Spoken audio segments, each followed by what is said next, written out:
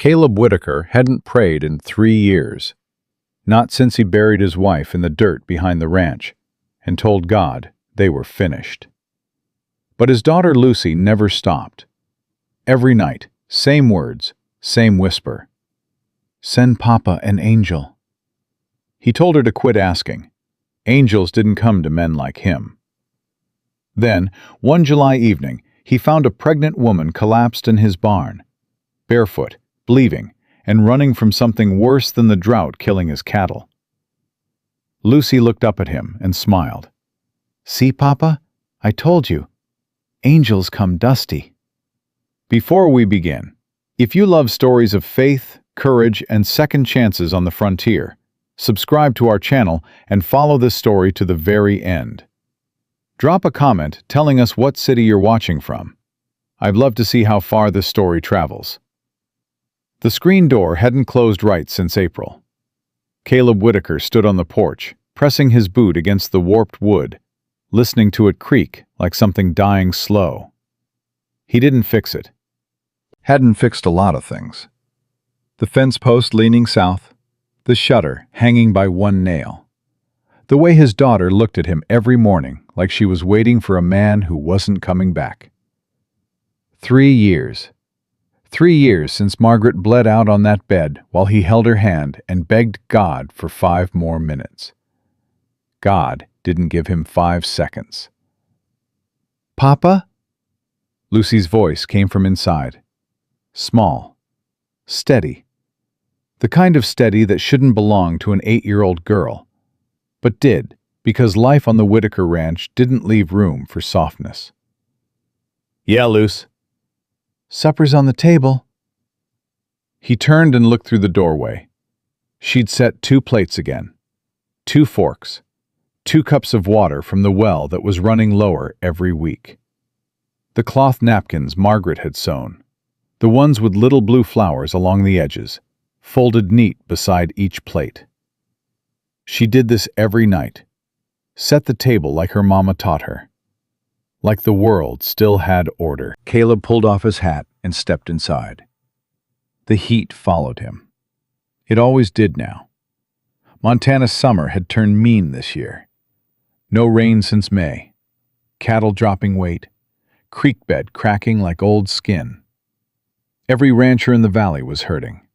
But Caleb was hurting worse because he was doing it alone.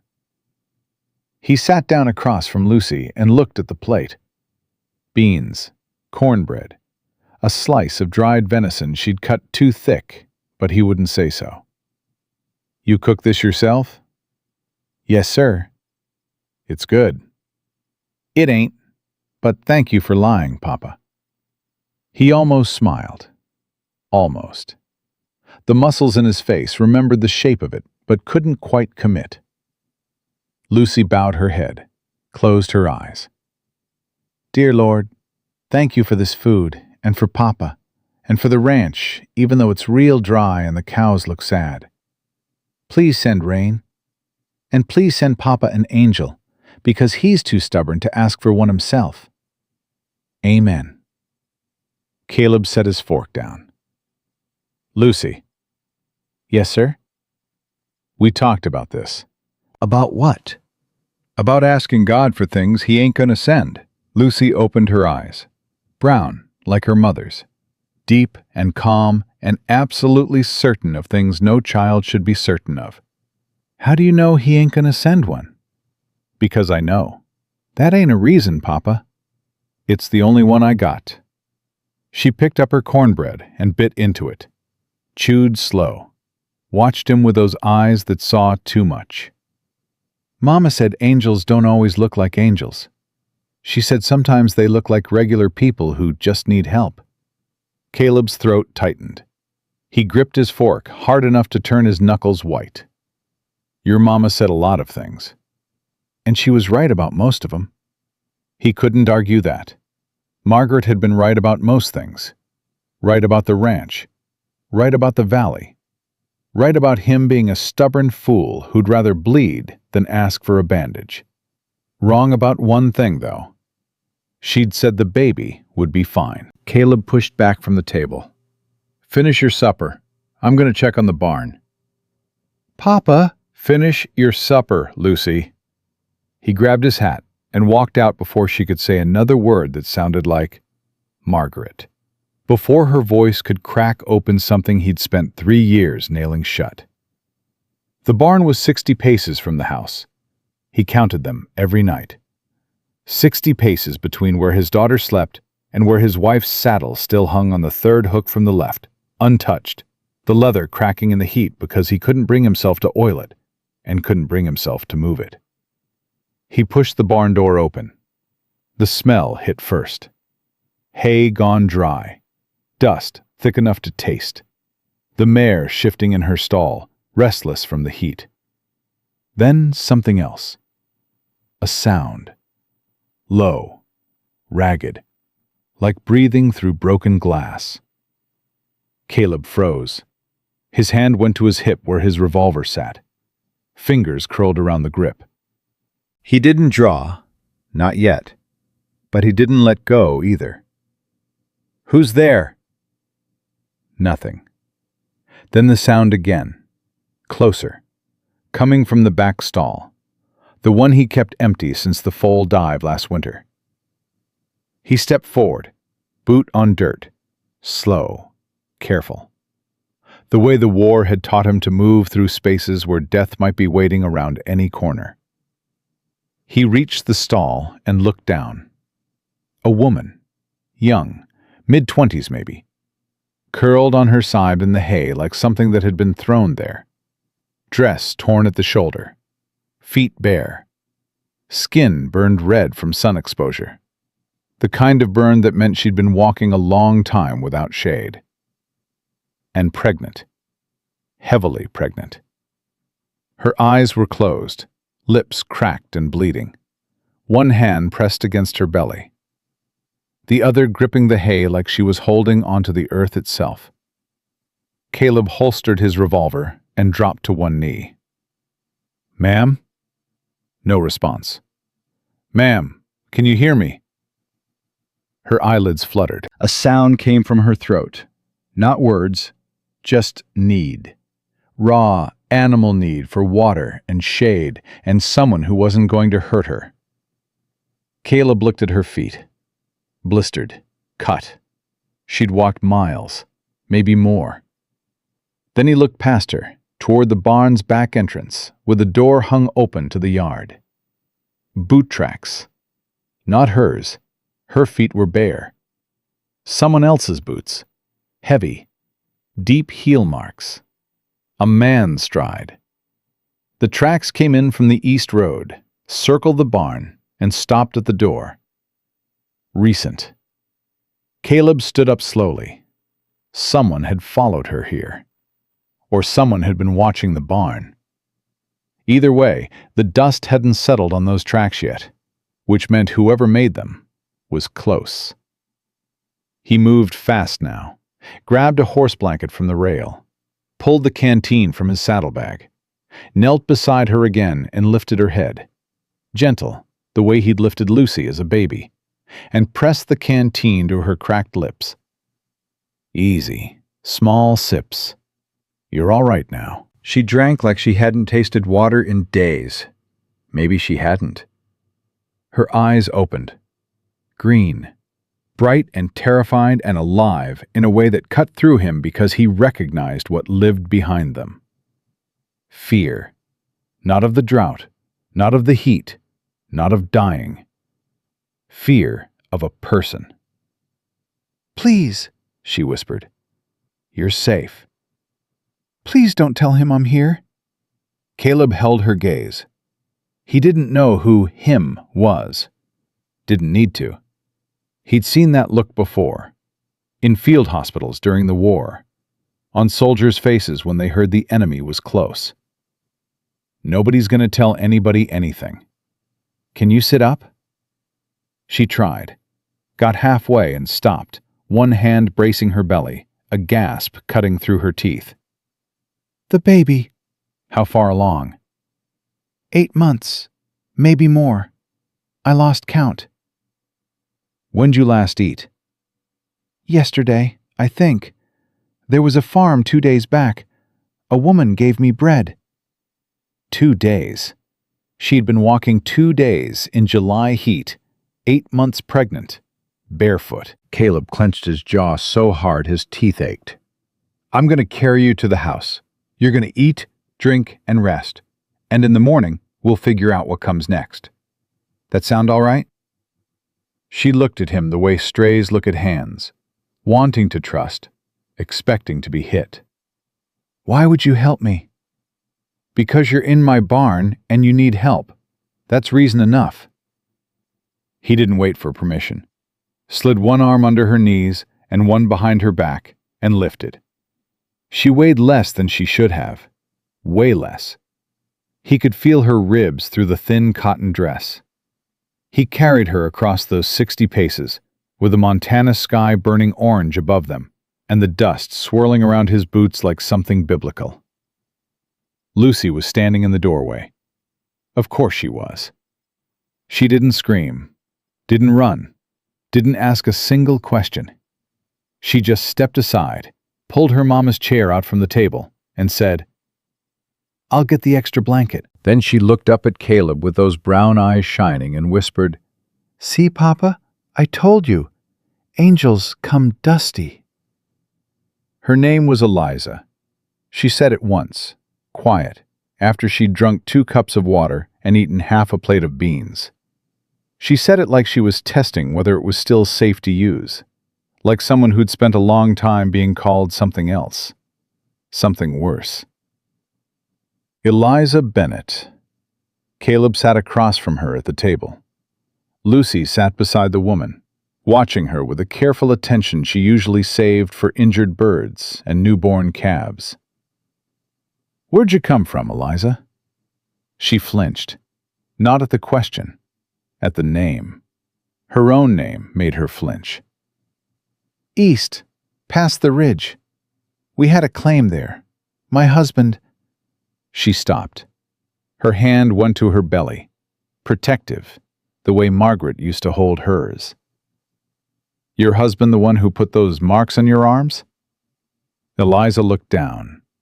Purple bruises, half faded, ran from her wrist to her elbow. Finger-shaped. The kind that came from a grip meant to control, not hold. She didn't answer. Didn't need to. "He's looking for you," Caleb said. It wasn't a question. "He'll find me. He always finds me." "Not tonight he won't." "You don't know Henry." "I don't need to know Henry. I know what a locked door and a loaded rifle do. Tonight, both of those are between you and him." Lucy reached over and put her small hand on Eliza's arm, right over the bruises, gentle as sunlight. "Does it hurt?" Eliza looked at the child.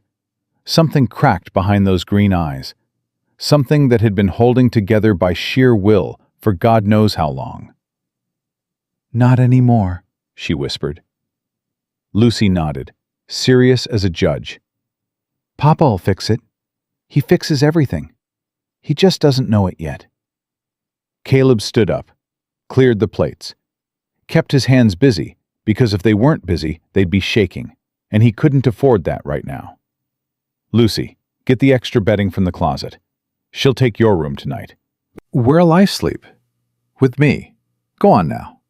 Lucy slid off her chair and disappeared down the hall, humming something Margaret used to sing, a hymn about rivers and mercy that Caleb hadn't been able to hear without his chest splitting open since the funeral.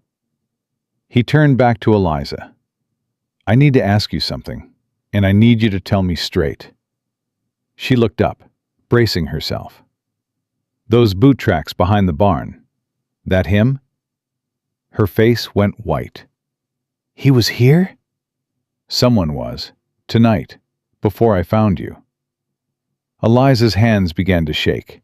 She pressed them flat on the table to stop it, but the shaking moved up her arms and into her shoulders. "He told me if I ran, he'd kill me. He said no sheriff would care because a wife belongs to her husband, and what happens in a man's home is his business." Caleb leaned against the counter, crossed his arms. "That what he told you?" "That's what everyone told me. His family, the preacher in our town, even the women." Her voice broke. "They said I should be grateful. He puts a roof over your head, Eliza. He gives you food, Eliza. What more do you want, Eliza?" She was crying now. Not loud, not dramatic, just tears falling like something that had been dammed too long, finally giving way. "I want my baby born somewhere safe. That's what I want. I want to hold my child without wondering if tonight's the night he drinks too much and—" She stopped herself, bit her lip hard enough to draw blood. Caleb looked at this woman sitting in his dead wife's chair, wearing fear like a second skin, carrying a child she was trying to save the only way she knew how, by running barefoot through dust and heat and praying someone on the other side would be decent enough to open a door. He thought about Margaret. He thought about the promise he'd made at her grave, that he'd never let another woman die because he wasn't strong enough, or brave enough, or fast enough. He thought about those boot tracks drying in the dirt behind his barn. "You're staying," he said. "I can't ask you to." "You ain't asking. I'm telling. You're staying. The baby's coming, and you need a roof and a bed and food that ain't charity from strangers on the road. You've got all three here. If Henry comes, then Henry and I will have a conversation." "He carries a gun." "So do I." Eliza stared at him, searching, looking for the lie, the angle, the thing men always wanted when they offered help. She didn't find it, because it wasn't there. "Why?" she asked again. "You don't know me." Caleb was quiet for a long time. The house creaked around them. The wind pressed against the windows. Somewhere in the distance, a coyote called out to nothing. "My wife died in this house, giving birth. I held her hand, and I watched the light go out of her, and I couldn't do a damn thing about it." He paused, swallowed hard. "I've been dead since that night, walking around, working the ranch, feeding my daughter, but dead.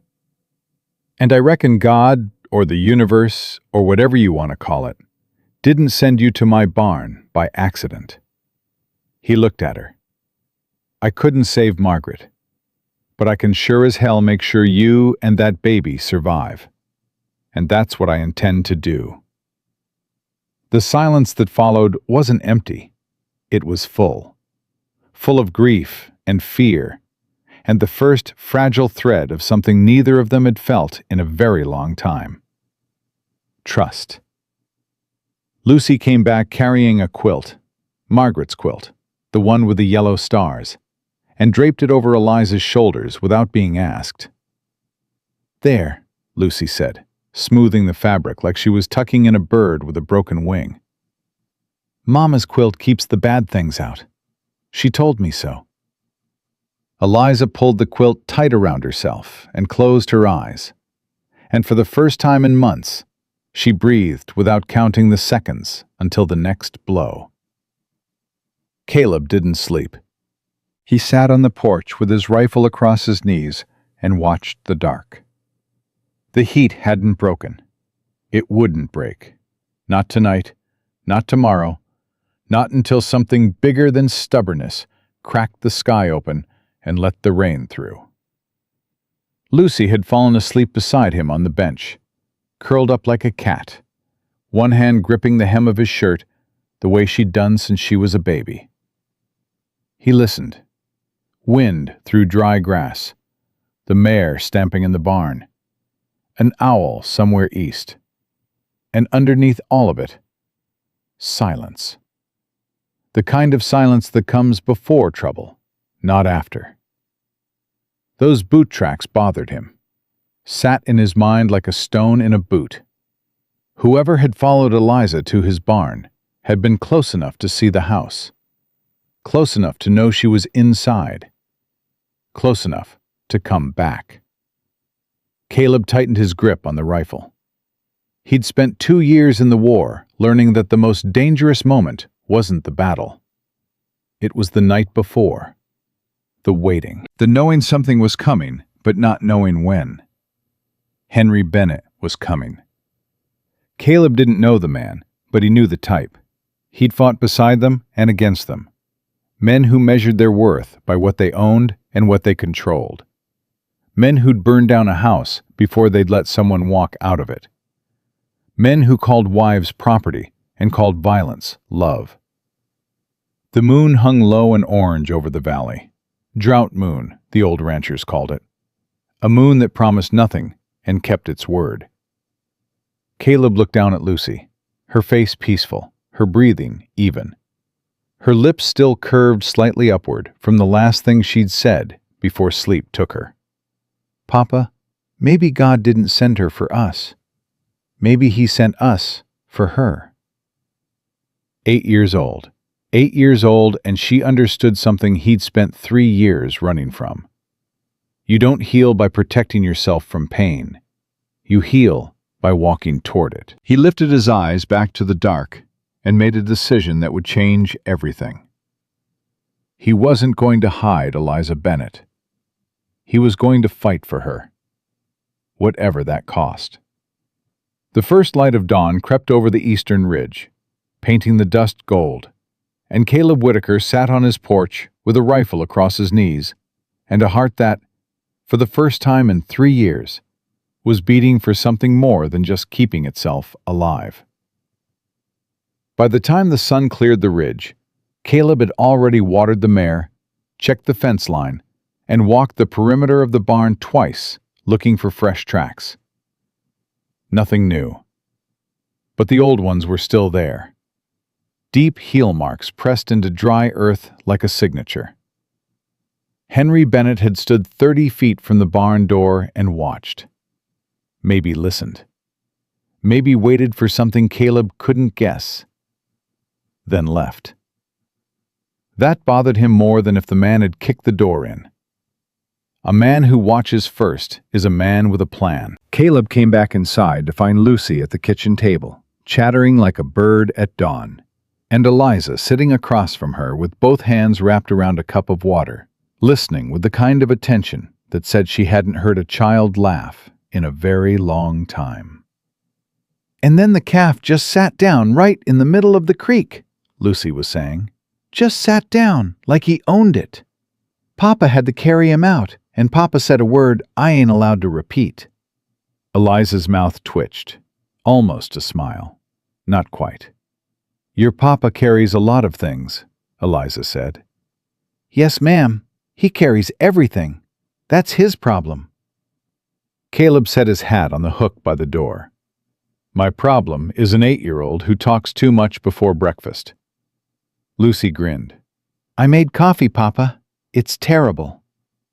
"Then you made it right." He poured a cup, tasted it. She wasn't wrong. He drank it anyway. "Eliza, how'd you sleep?" She looked up. The terror from last night had settled into something quieter, but no less deep. Like a river that had stopped churning on the surface, but was still pulling hard underneath. "Better than I have in months." "Good, because we need to talk about what happens next." Lucy's eyes bounced between them. "Can I stay?" "No." "Papa!" "Go feed the chickens." "They ain't hungry." "They're always hungry. Go." Lucy slid off her chair with the dramatic slowness of a child who wanted every adult in the room to understand the injustice being done to her. The screen door slammed behind her. Caleb sat down. "Your husband. Tell me about him." Eliza's fingers tightened around the cup. "Henry Bennett. He works claims when he's sober and gambles when he's not. We came west from Ohio 2 years ago. He said there was land. There was, but there wasn't any money, and when the money ran out, he found someone to blame." "You." "Always me. If supper was cold, if the horse threw a shoe, if the sun came up wrong." She paused. "It started with words, then hands, then worse, How long? Since before the baby. Caleb felt something twist in his chest. Old anger. The kind he'd carried through the war and thought he'd buried with his uniform. You go to the law? Eliza laughed, short, bitter, empty. Sheriff in our county told me to cook better meals. The preacher told me to pray harder. Henry's mother told me I should be grateful he didn't put me out on the road. She looked at Caleb. You want to know something funny? When he broke my wrist last October, the doctor said it and told Henry to keep me rested.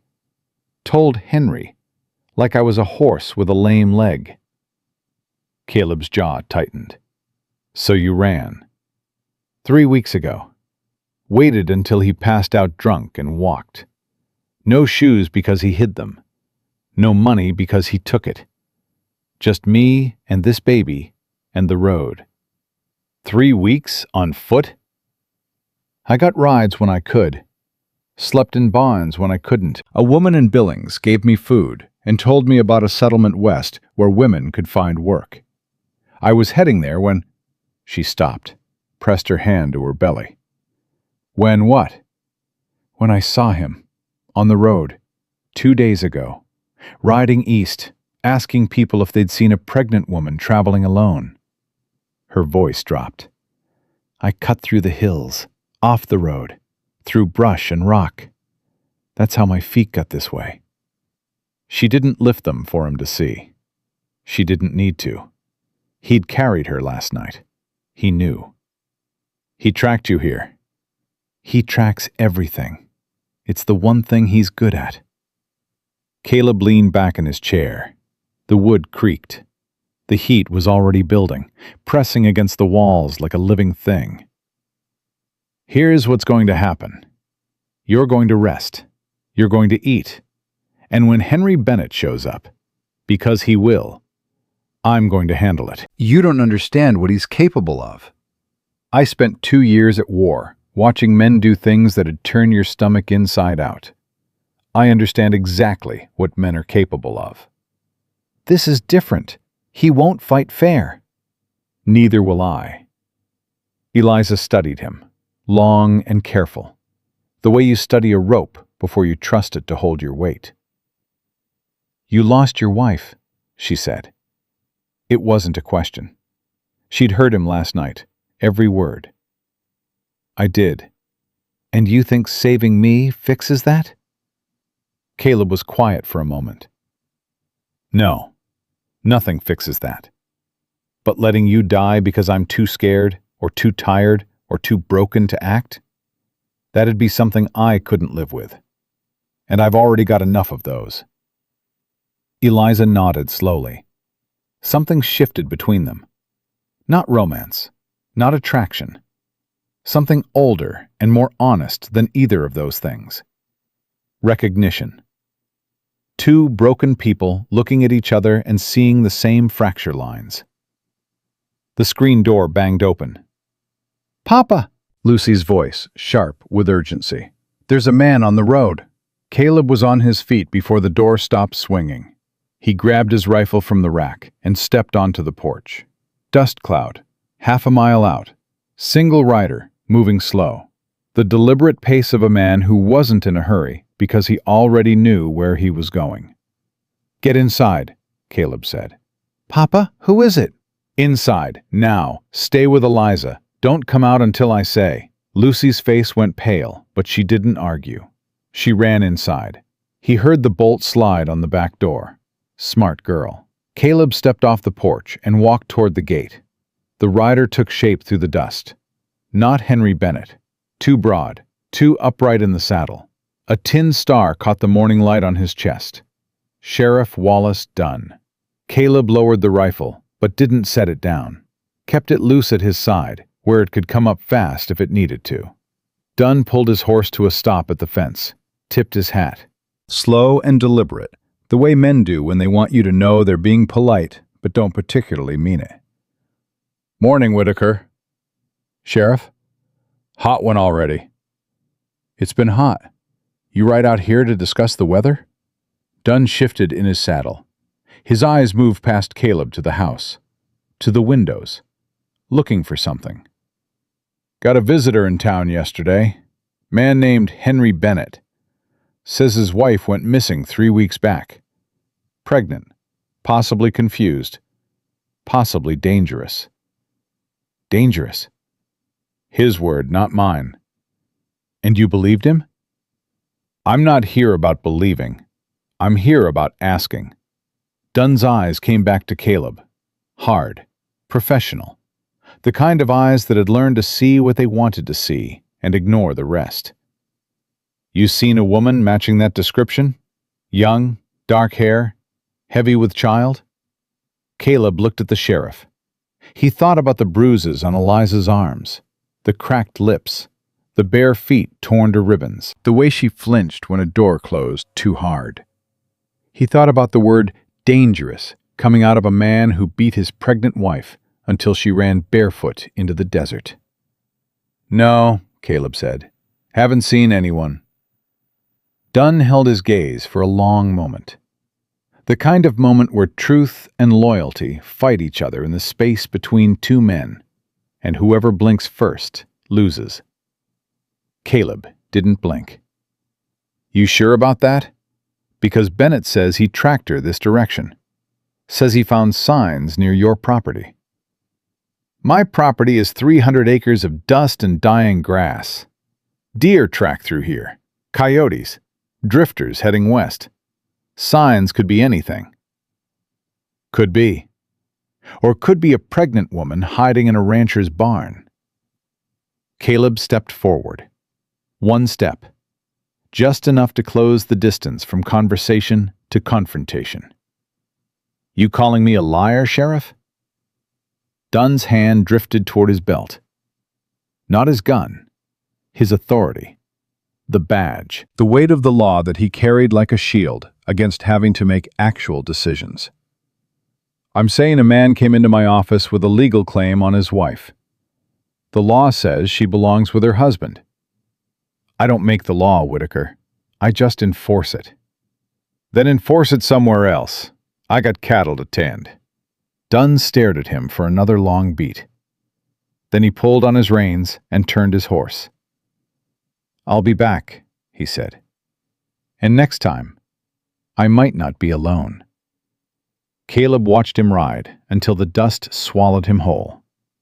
Then he went inside.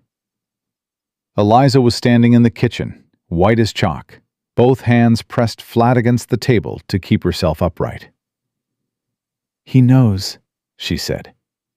He suspects. That's different. It won't be different for long. Henry will make sure of that. Then we deal with it when it comes.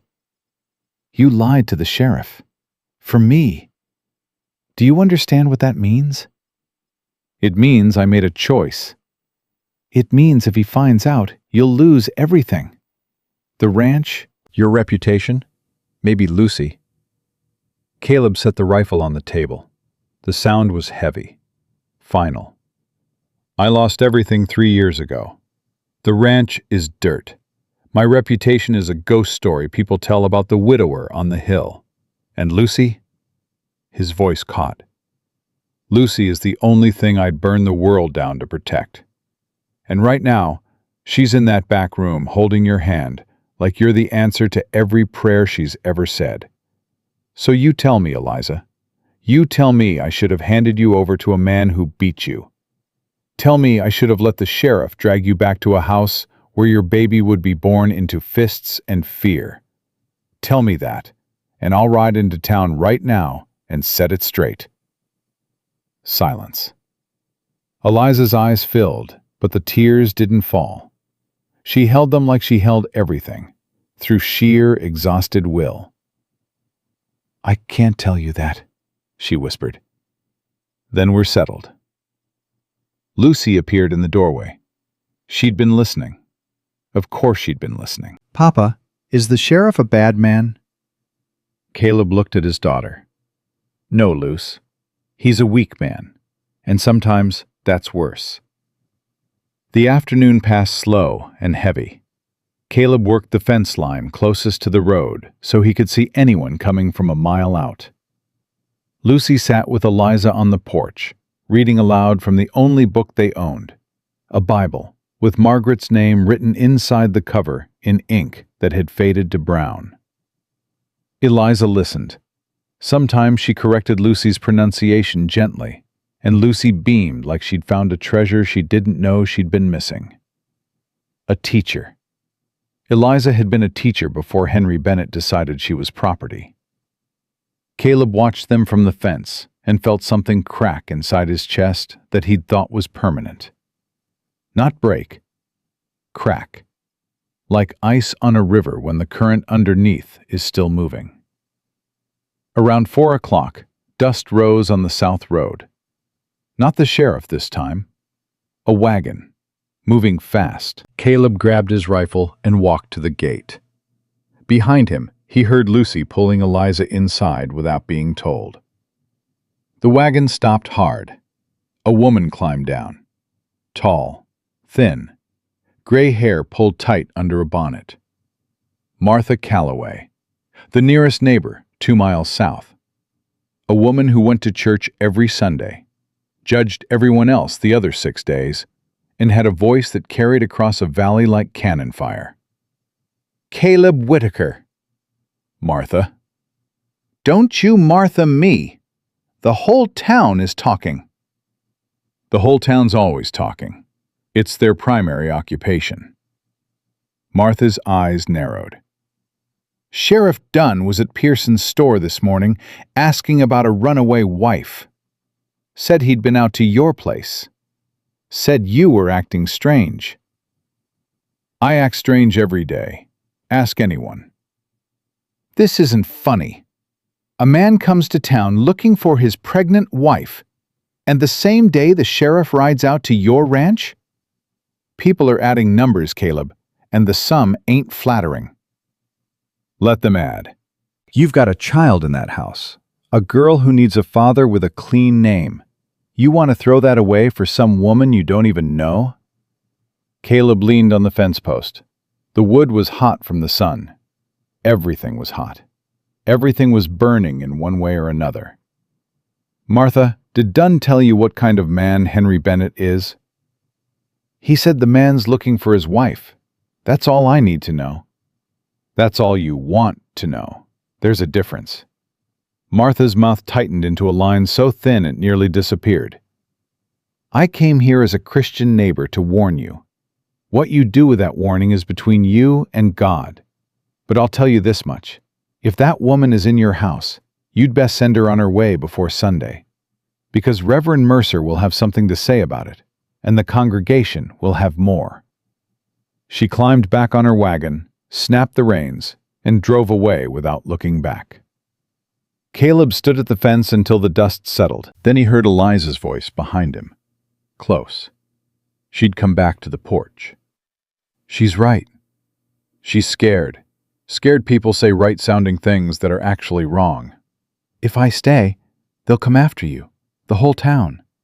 Then the whole town knows where I live. Caleb. Eliza. He turned to face her. I buried my wife alone. Dug the grave myself because I couldn't afford to pay anyone and couldn't stand to ask. Lowered her into the ground while my daughter watched from the porch. And not one person from that town came out. Not Martha, not the Reverend, not the sheriff, not a single soul brought a dish or said a prayer or held my daughter while I broke apart. He paused. So when you tell me the town might turn against me, I need you to understand. They turned a long time ago. I just stopped noticing. Eliza was quiet for a long time. The sun was sliding toward the western ridge. The heat had shifted from assault to ache. Your wife, Eliza said carefully. What was she like? Caleb didn't answer right away. He looked at the spot behind the house where the wooden cross stood in the dirt. Simple, unpainted. Margaret Whitaker, beloved. She was better than me, at everything. She could gentle a horse in 10 minutes flat. She could make Lucy laugh just by walking into a room. She could look at me when I was being a fool and somehow make me feel loved and stupid at the same time. She sounds wonderful. She was, and she died believing I could handle what came after. His throat closed. He forced the next words through. I couldn't, not even close. Eliza reached out and touched his arm. Light, brief, the way you touch something fragile to let it know it's not alone. Maybe you couldn't then, but you're handling it now. Caleb looked at her hand, then at her face, then at the horizon where the sun was bleeding out across the sky. Get inside. I'll make supper tonight. You can cook? I can burn things in a pan and call it food. Lucy hasn't complained. Lucy would eat boot leather if you served it with a smile. He almost laughed. The sound surprised him, rough and rusty, like a gate that hadn't swung in years, but real.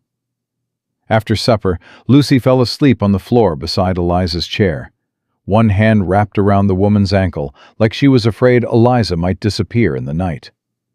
Caleb carried Lucy to bed, tucked the quilt around her, pressed his lips to her forehead. Papa? Yeah, Luce. Don't let the bad man take her. I won't. Promise? Promise. Her eyes closed, her breathing slowed, and Caleb stood there in the doorway of his daughter's room and felt the weight of that promise settle onto his shoulders like a yoke. He'd made promises before. To Margaret, to the men he'd served with in the war, to himself. He'd broken most of them. Not this one. He walked back to the kitchen. Eliza was washing the dishes. Slowly, carefully, one hand bracing the counter when the baby shifted and her balance went sideways. Leave those. I'll do them. I need to be useful. If I'm not useful, I'll think. And if I think, I'll fall apart. He understood that. Lord, did he understand that. Then washed the dishes. They stood in silence for a while. The kind of silence that doesn't need filling, because both people in it already know what the other is carrying. Caleb? Yeah? Henry won't stop. You need to understand that. He doesn't want me back because he loves me. He wants me back because I left. Because in his mind, leaving is the same as stealing from him. I took his property, his pride, his baby. She set a plate down. Her hands were steady now, but her voice wasn't. He'll come here. He'll come at night. And he won't come to talk. I know. And you're still saying I should stay? I'm saying you are staying. There's no should about it. Eliza turned to him. Water dripped from her fingers onto the floor. The lamplight caught her face. Exhausted, afraid, alive. You're either the bravest man I've ever met, or the most stubborn. Margaret would have said both, and then she would have told me I was being a damn fool and handed me an extra box of ammunition. Eliza almost smiled. Almost. And Caleb thought that almost was the most beautiful word he'd heard in 3 years. He took his rifle to the porch again that night. Same chair, same dark, same weight on his chest. But different. Something had shifted. The silence around the ranch wasn't empty anymore. It was full of something. Breathing. Living. Waiting. 3 lives under his roof now. 3 reasons to stay awake. 3 reasons to fight. The moon rose late and red through the haze. Drought moon again. A moon that kept its promises. All of them bad. Caleb watched the road. And somewhere out there, in the dark, Henry Bennett was watching too. The trouble came on a Sunday. Caleb should have expected that. Trouble always had a taste for holy days. He'd spent the morning splitting firewood he didn't need. Not in this heat. just to keep his hands busy and his eyes on the road. 3 days since the sheriff's visit. 3 days of nothing. No riders, no dust clouds, no Henry Bennett. That silence was louder than a gunshot. Eliza had started moving around the house like she belonged in it. Not comfortable. She'd flinch if a pot lid dropped too hard. Still slept with her back against the wall and her hand on her belly. But present, alive, helping Lucy with her reading, mending the screen door Caleb had ignored for months, cooking meals that actually tasted like food instead of punishment. Lucy followed Eliza like a shadow with a heartbeat. Eliza, how do you spell beautiful? Beautiful.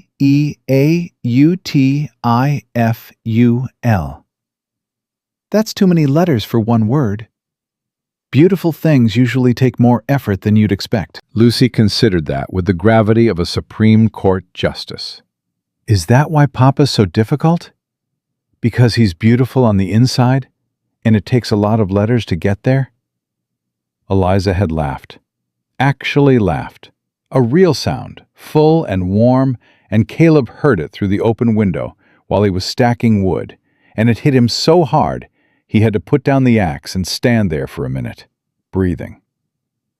He hadn't heard a woman laugh in his house in 3 years. It sounded like rain on a roof you'd forgotten could leak. But now it was Sunday, and the laugh was gone, and Reverend Cole Mercer was standing at Caleb's gate with his Bible tucked under his arm and his face arranged in that particular expression clergy use when they're about to say something terrible and call it love. Caleb. Reverend. May I come in? You may not. Mercer blinked. He wasn't used to closed gates. In his experience, people opened doors for men of God, especially men of God who controlled the only church within 40 miles. I'm here as a friend. Then say what you came to say and leave as one. Mercer adjusted his Bible, shifted his weight, looked past Caleb toward the house where Eliza was visible through the window, sitting at the table with Lucy. The congregation is concerned. The congregation is nosy. A young woman, pregnant, living under the roof of an unmarried man. Surely you understand how that looks. I understand how it is. How it looks is other people's problem. It becomes the church's problem when it sets an example for the community. Martha Calloway has spoken to several families. There's talk of... He paused, choosing his words like a man picking through broken glass. There's talk of involving the territorial authority. Caleb stepped closer to the gate. Let me be clear, Reverend. That woman was beaten by her husband until she ran. Barefoot. Pregnant. Through 3 weeks of dust and heat, she showed up in my barn half dead. And the Christian response from your congregation is to worry about how it looks? Mercer's jaw tightened. I don't condone what her husband may have done. May have done? But marriage is a covenant, Caleb, before God and the law. I can't encourage a wife to abandon that covenant based on one side of the story. You want to see the other side? I'll show you her arms. I'll show you her feet. I'll show you the bruises shaped like a man's hands around her wrists. Would that be enough sides for you? Or do you need Henry Bennett's permission to believe his wife? Mercer went pale. His fingers pressed into the leather of his Bible so hard the knuckles whitened. I came to offer counsel, not to argue. Then counsel me. Send her to the women's home in Helena. They handle these situations. It's proper. It's safe. It removes the appearance of the appearance. Caleb's voice went flat, cold. The voice he'd used in the war when giving orders that men wouldn't survive. My wife died in this house, Reverend. She bled out on the bed while I begged God, your God, for 1 more minute. And you know what God gave me? Silence. Same silence he's giving that woman in there every time she prays for safety. So forgive me if I'm not real interested in what's proper." Mercer stood there. The heat pressed down on both of them. A bead of sweat ran from under his hat and down his temple. "I'll pray for you, Caleb." "Pray for yourself. You're the one who'll need it when you stand before God and explain why you turned away a pregnant woman to keep your pews full." Mercer left. His horse kicked up dust that hung in the air like a judgment.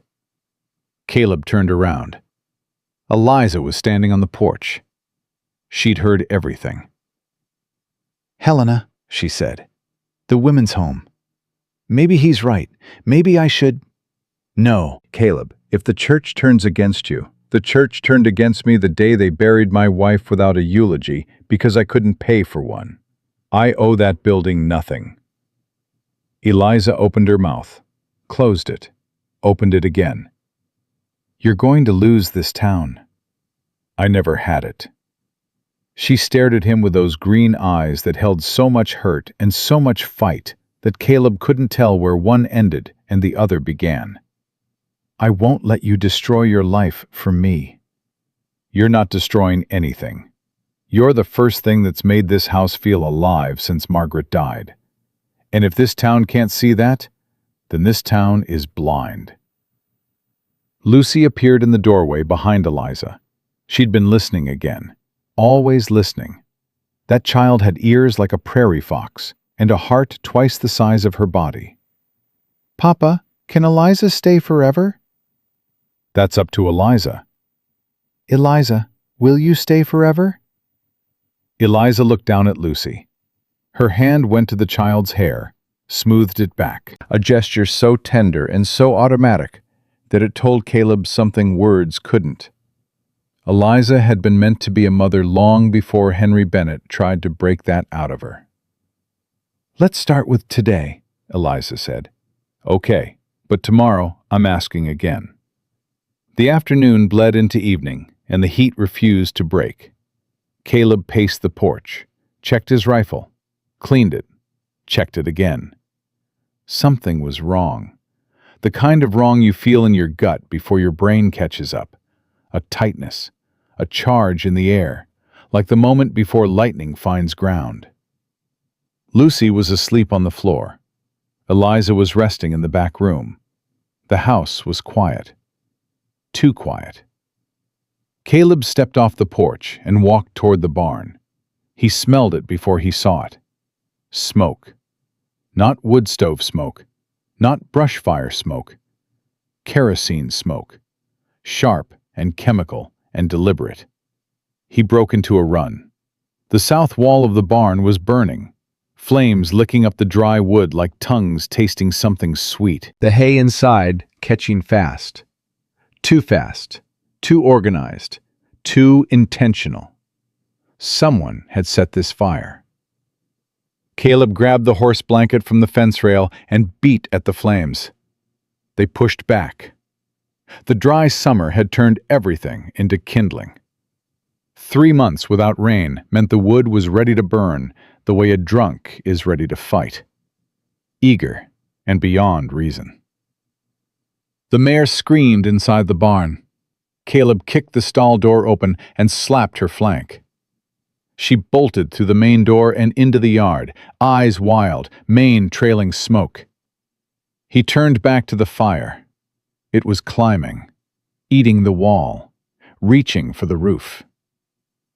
Then he heard the voice. "Whitaker." Caleb spun. Henry Bennett stood 20 feet away. He was smaller than Caleb had imagined. Lean, wiry, with the kind of face that had been handsome once before drink and cruelty hollowed it out.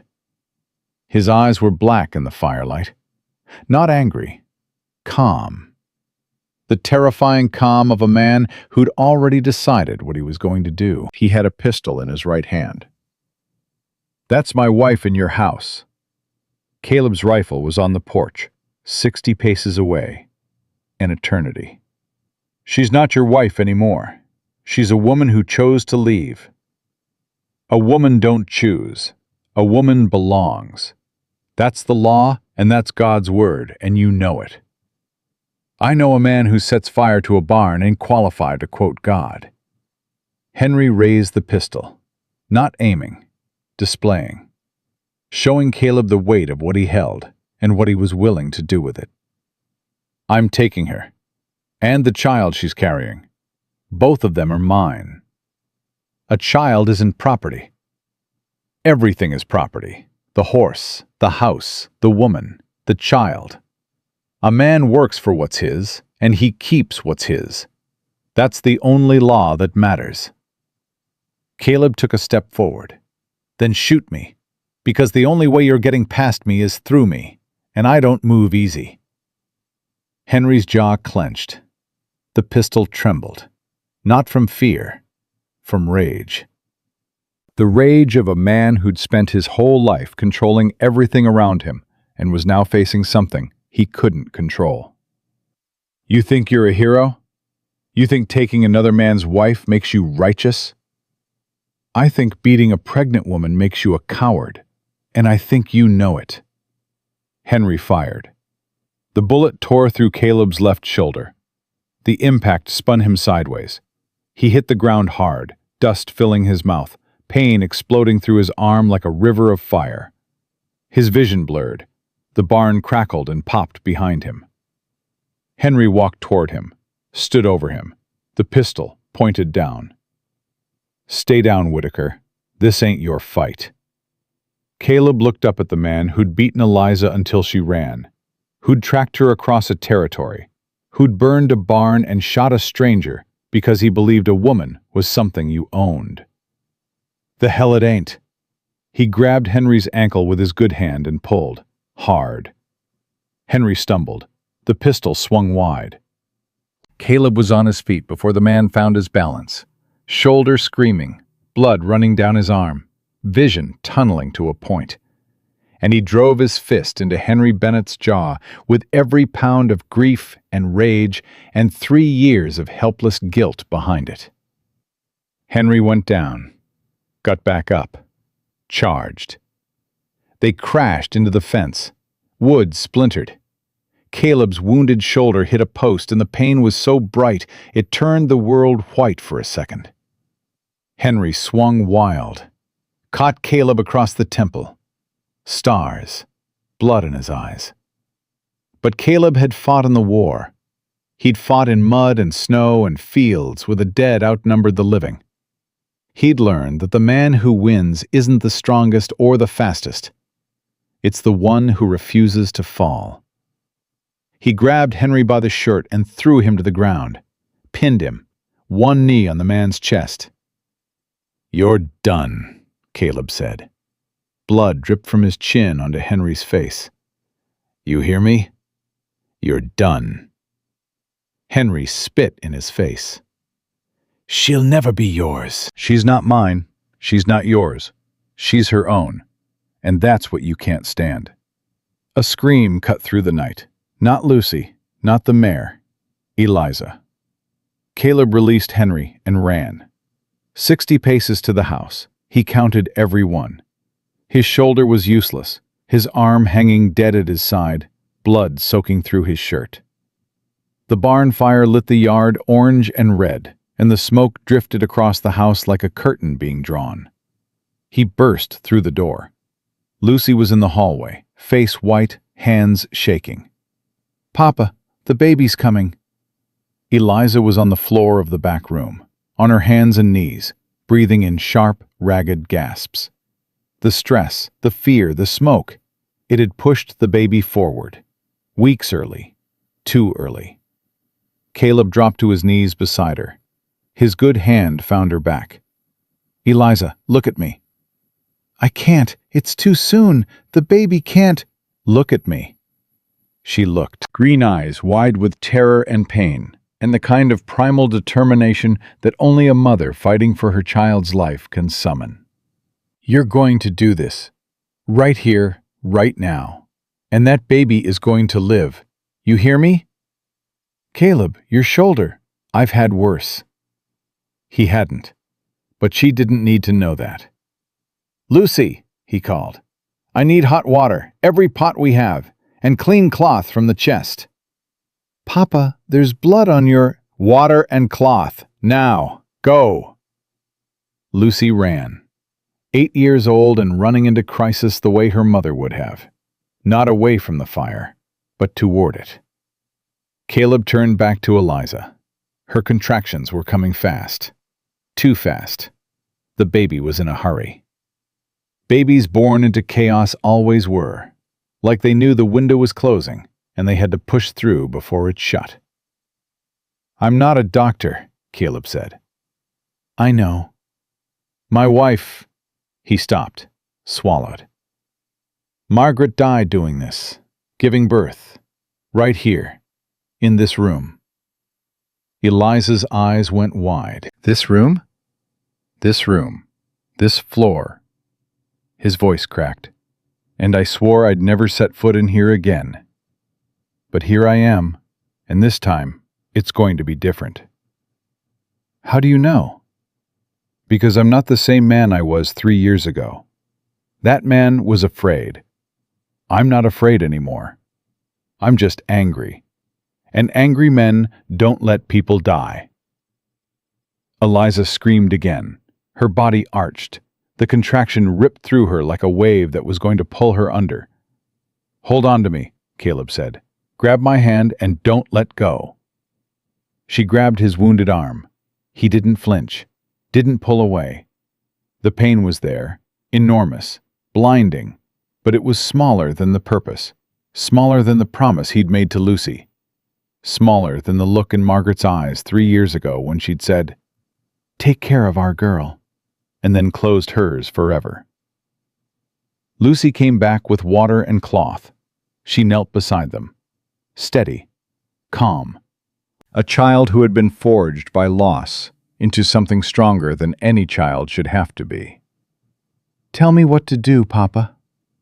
"Keep the water warm. Hand me the cloth when I ask. And talk to Eliza. Keep her here. Keep her awake." Lucy took Eliza's other hand. My mama had me in this room, Lucy said. Papa says I came out screaming and didn't stop for 3 days.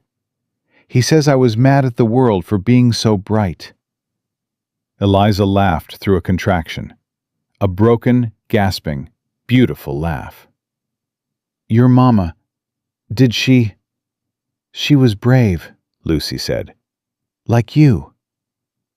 The smoke was getting thicker. The barn fire had spread to the grass. Not toward the house, not yet, but the glow painted the walls orange through the windows, and the ash drifted in through the cracks like dark snow. Caleb worked with one good hand and a will that was bigger than his body. He'd helped birth calves, foals. Once, a lamb in a rainstorm when the shepherd was too drunk to stand. This was different. This was a child, a human life pushing through darkness into a world that was already on fire. Push, Eliza. I can't. You carried this baby 3 weeks across a desert. You walked barefoot through dust and rock and heat to keep it alive. You don't get to say you can't. Not now. Not ever. Push. She pushed, and screamed, and pushed again, and the world narrowed to this room, this floor, this moment. 2 broken people, and a child who believed in angels, fighting to bring one more life into a world that had given them every reason to stop trying. Then Caleb heard it. Small, thin, fragile as a thread of silk in a windstorm. A cry. Not a scream, not a wail. A cry. The first sound of a new life announcing itself to a burning, broken, beautiful world. Caleb held the baby, a girl, tiny and red and furious and perfect, in his one good hand. He stared at her. She stared back with eyes that hadn't learned to see yet, but were already searching for something worth looking at. She's here, Caleb said. His voice broke completely. No control left, No walls, no armor. Just a man holding a newborn in a room where he'd lost everything, finding something he didn't know he was still capable of finding. Hope. Lucy leaned over and looked at the baby with an expression of absolute wonder. "She's so small." "She's perfect," Eliza whispered, tears streaming, hands reaching. "Give her to me." Caleb placed the baby on Eliza's chest. The child settled there like she'd been waiting for that exact spot her entire brief existence. Eliza's arms wrapped around her daughter, around this tiny, impossible miracle that had survived a monster and a desert and a fire, and held on. "Grace," Eliza said. "Her name is Grace." Lucy put her hand on the baby's back. "Grace Whitaker Bennett," she said. Nobody corrected her. Outside, voices, shouts, horses. The fire had drawn them. Neighbors who'd seen the glow from across the valley. Men with buckets, women with blankets. The same people who'd whispered and judged and turned away, now riding toward the smoke, because fire doesn't care about gossip, and neither does survival. Caleb heard them fighting the blaze, heard someone shouting about the water trough, heard Martha Calloway's voice barking orders like a general, because that woman could organize the end of the world if you gave her a reason. Then another voice, Sheriff Dunn. "Bennett's out cold by the fence. Got a pistol on him. Somebody tie his hands." Caleb closed his eyes, just for a moment, just long enough to feel the weight of the last hour settle into his bones. The fire, the bullet, the fight, the birth, the cry. He opened them. Lucy was looking at him, those brown eyes, Margaret's eyes. "Papa?" "Yeah, Luce." "You're bleeding real bad." He looked down. He was right. His shirt was soaked through. The floor beneath him was dark. "I know." "Are you going to be okay?" Caleb looked at Eliza, holding Grace. Looked at his daughter, 8 years old, steady as bedrock. Looked at his hand, the one that had caught a bullet and held a baby in the same hour, and made it into a fist. "Yeah, Luce, I'm going to be okay." She nodded, serious, certain. "Good, because I'm not done praying for things, and I need you alive to be annoyed about it." Caleb pressed his back against the wall and let the pain take whatever it wanted, because the things that mattered, all of them, every last one, were in this room, breathing, crying, holding each other in a house that smelled like smoke and blood and something else. Something that might have been mercy. Caleb woke to the sound of a baby crying, and for 3 full seconds he thought he was dreaming about Margaret. Then the pain hit. His shoulder roared back to life like something had reached inside the wound and twisted. He tried to sit up, and the room tilted sideways. "Don't move," Eliza's voice. Close. He opened his eyes. She was sitting beside him on the floor, Grace pressed against her chest, one hand on Caleb's good arm. "How long was I out?" "A few hours. You lost a lot of blood. Doc Harlan came from town. Stitched your shoulder while you were unconscious. Said you're lucky the bullet went clean through." "Doc Harlan came out here?" "Half the town came out here. The fire brought them." Caleb turned his head. Through the window he could see the first gray light of dawn. The smell of smoke still hung heavy in the air, but the crackle and roar were gone. The fire was out. What was left of it, anyway. "The barn?" "South wall's gone. The rest is standing. Barely." "The mare?" "Lucy's got her tied at the fence. She's been out there all night." "Lucy's been outside all night?" "I tried to bring her in. She told me, and I'm quoting directly, 'A Whitaker don't leave her animals in the dark, ma'am.'" Then she wrapped herself in a horse blanket and sat down next to the mare, and that was the end of the discussion. Caleb closed his eyes. His daughter, 8 years old and already more iron than most men carried in their whole lives. Henry? Eliza's face changed. The softness from a moment ago pulled tight. Sheriff Dunn took him, tied his hands and put him on a horse. There were witnesses, Caleb. A dozen people saw the barn burning, saw Henry with the pistol, saw you bleeding. Witnesses don't mean justice. Not out here. Maybe not, but Dunn's got him in the jailhouse, and there's talk of a territorial hearing. Talk is cheap in this valley. Not this time. She paused, adjusted Grace against her chest. The baby had stopped crying and was making the small, wet sounds of a newborn, discovering that the world was bigger and louder and colder than the place she'd just left. Martha Calloway is the one pushing for it. Caleb opened his eyes. Martha? She saw your shoulder. She saw the fire. She saw Grace being born in a house full of smoke. And she marched up to Sheriff Dunn and told him that if he didn't file charges against Henry Bennett by morning, she'd ride to Helena herself and file them with a territorial judge. Martha Calloway said that. She also said she was wrong about you, and about me. She said it in front of everyone.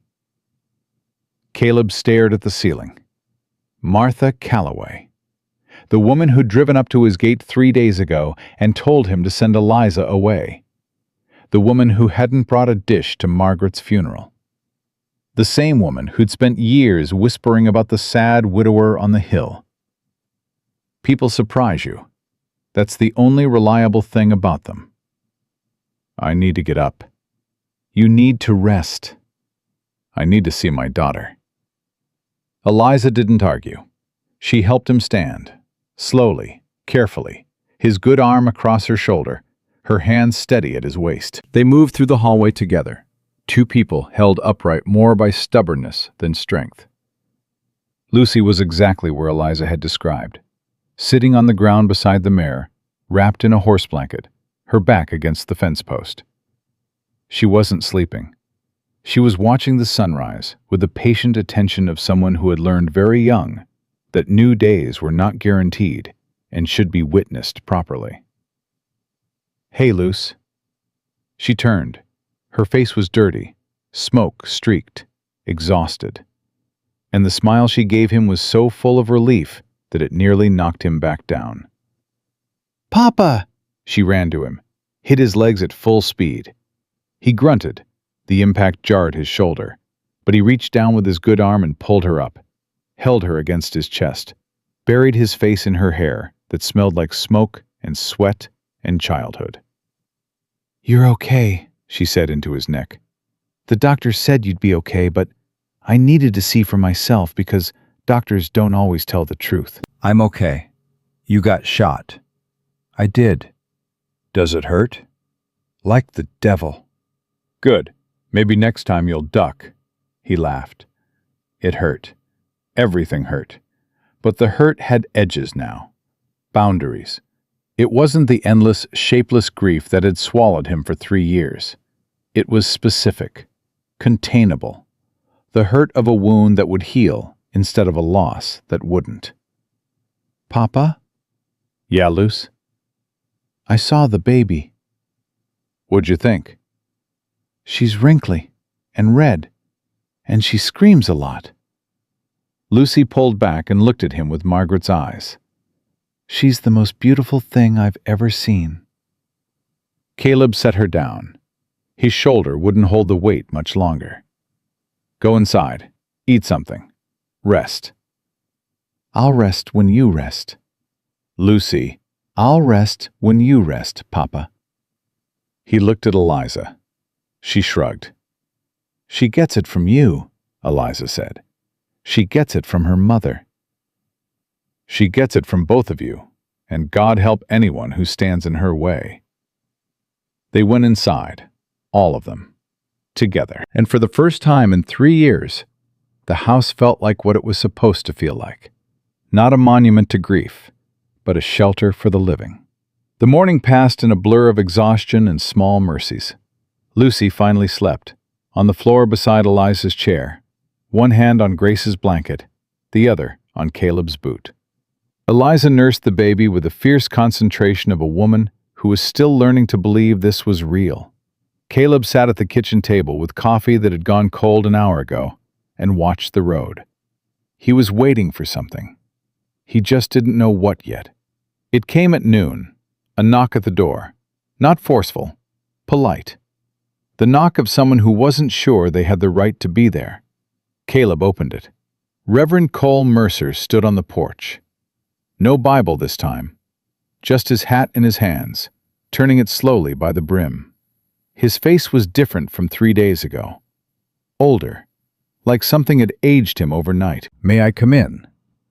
Caleb considered saying no, considered the satisfaction of closing the door in the face of a man who told him to send Eliza away, considered the cold pleasure of making a preacher stand on a porch and feel unwelcome. Then he thought about Margaret. She would have opened the door. She would have poured coffee and listened. Because Margaret believed that the measure of a person wasn't in the wrong they'd done, but in the effort they made to correct it. He stepped aside. Mercer entered the house slowly. His eyes found Eliza in the back room, holding Grace. Found Lucy sleeping on the floor. Found the blood-stained cloth on the table that Doc Harlan had left behind. Found the bullet hole in Caleb's shirt, visible above the bandage. I heard what happened. Everybody heard what happened. I came to say I was wrong. Caleb waited. He'd learned in the war that silence was more powerful than speech when a man was trying to confess. I told you to send her away. Mercer's voice was quiet, stripped of the authority he usually wore like armor. I told you marriage was a covenant. I quoted scripture to justify leaving a woman in the hands of a man who burned your barn and shot you in your own yard. He paused. I was wrong. Not mistaken. Wrong. There's a difference. There is. I spoke to Henry Bennett this morning, in the jailhouse. Dunn let me in to offer spiritual counsel. Mercer's hands tightened on his hat. That man showed no remorse. None. He looked me in the eye and told me Eliza deserved what she got because she didn't know her place. He said the fire was necessary. He said the gun was his right. He said God gave men dominion over their households, and anything a man does within his own house is between him and the Lord. Mercer's voice shook. I've been preaching for 22 years. I've counseled murderers and thieves and men who'd done things I couldn't repeat in daylight. But I have never sat across from a man so convinced of his own righteousness while describing evil. Caleb said nothing. Let the words land. I was a coward, Mercer continued. I put the appearance of order above the reality of suffering. I chose the comfort of my congregation over the safety of a woman and her child. And I will carry that with me for the rest of my ministry. What do you want me to say, Reverend? I don't want you to say anything. I want you to know that I'll testify at the territorial hearing. I'll tell them what Henry said to me, every word, and I'll tell them that Eliza Bennett is under the protection of this community, not as a matter of law, but as a matter of conscience. Caleb studied the man, looked for the lie, the angle, the self-serving performance of guilt that men sometimes put on when they realize the audience has shifted. He didn't find it. Eliza, Caleb called softly. She appeared in the doorway, Grace in her arms, her face guarded. She'd heard what Mercer had said about marriage being a covenant. She remembered. Mercer turned to her, and the man who had stood at Caleb's gate with his Bible and his certainty crumbled. Not collapsed, crumbled. Slowly, visibly. Like a wall made of something that was never as strong as it looked. Mrs. Bennett, I owe you an apology that words can't cover. But words are what I have, so I'll use them. He took a breath. I failed you. The church failed you. And I intend to spend whatever time God gives me making sure it doesn't fail anyone else the way it failed you. Eliza held Grace tighter. Her jaw worked. Her eyes burned. Do you know what I prayed for? She said. Every night for 2 years? I didn't pray for Henry to stop. I didn't pray for someone to save me. I prayed that God would tell me what I did wrong, what I did to deserve it. Because that's what everyone told me. The preacher in our town, the women at church, Henry's mother. They all said if I prayed harder, if I submitted more, if I was a better wife, it would stop. Her voice broke, but she didn't stop. And then I realized something. I realized that I hadn't done anything wrong, that the problem wasn't my prayers. The problem was that the people who were supposed to hear them weren't listening. Mercer's eyes filled. I'm listening now. Now isn't then, Reverend.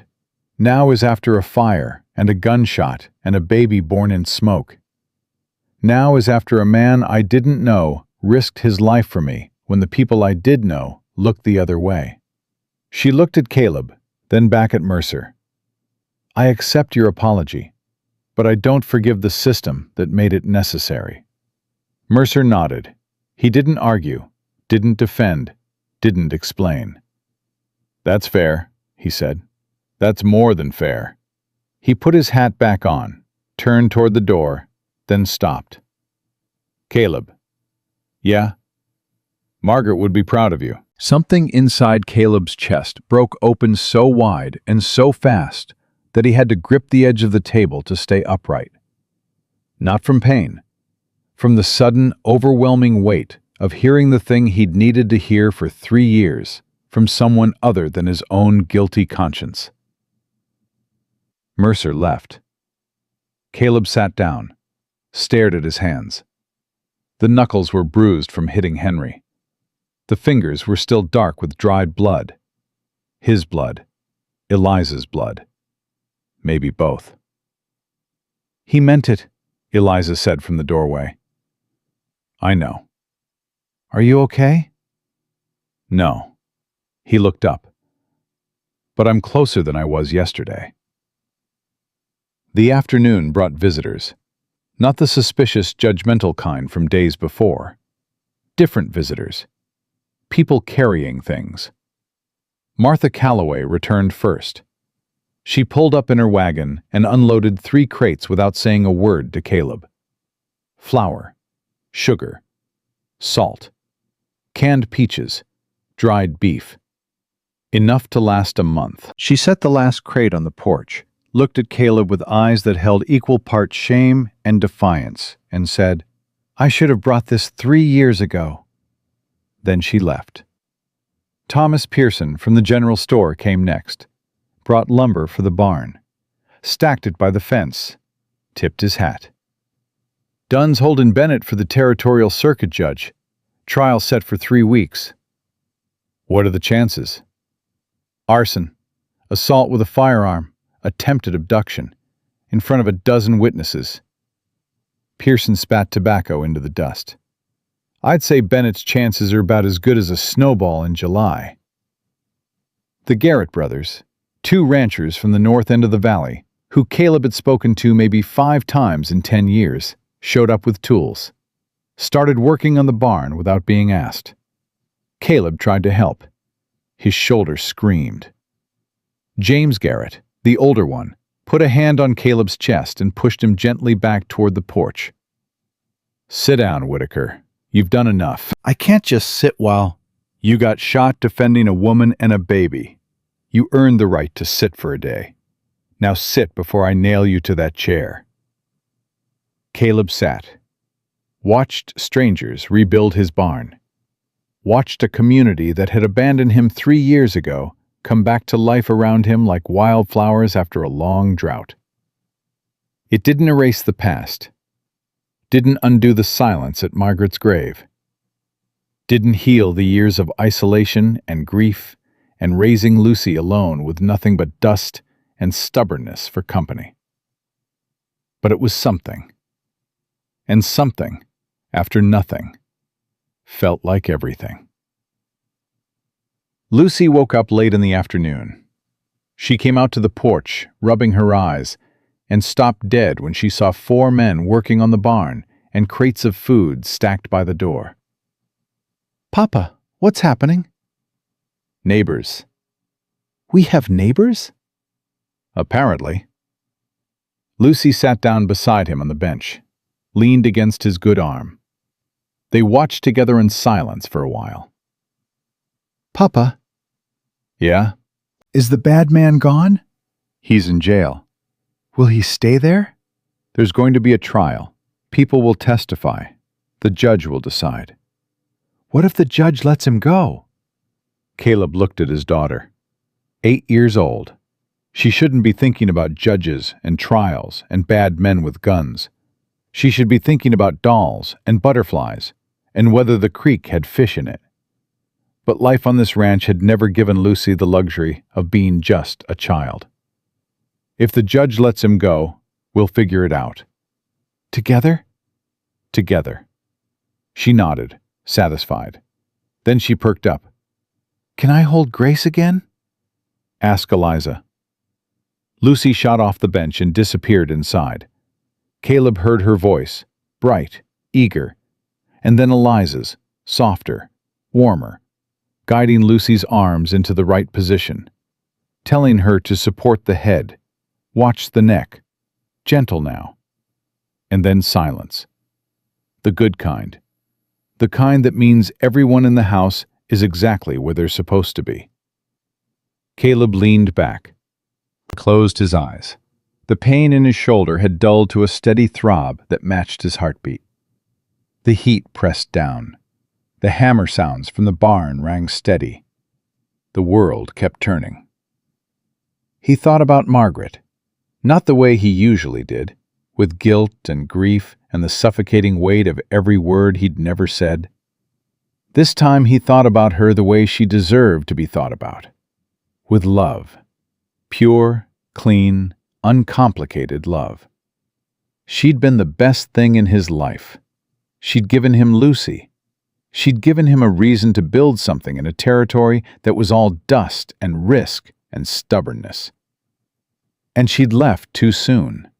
Not because God was cruel, not because Caleb had failed, but because sometimes life breaks in ways no one can fix, and the only thing left to do is keep living. He'd been so busy dying alongside her that he'd forgotten she'd asked him to live.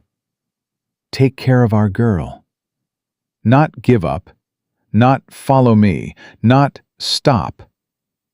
Take care of our girl. He opened his eyes and stood up. His shoulder protested. His body ached. His heart was doing something it hadn't done in 3 years, beating forward instead of backward. He walked off the porch and around the house to the small rise where the wooden cross stood in cracked earth. Margaret Whitaker, beloved. He stood there for a long time. I couldn't save you, he said.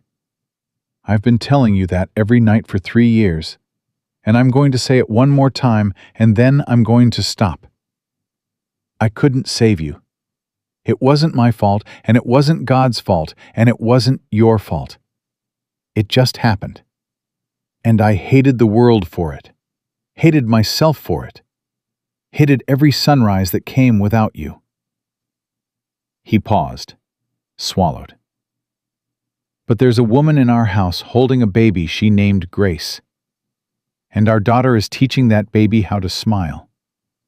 And a man who tried to destroy all of it is sitting in a jail cell because I chose to fight instead of hide. His voice cracked. You told me to take care of our girl. I'm doing that. But it turns out our girl got bigger than just Lucy, and I think you'd be all right with that. The wind moved through the dry grass. It didn't answer. It never did. But it moved, and Caleb chose to believe that was enough. He walked back to the house, stepped onto the porch.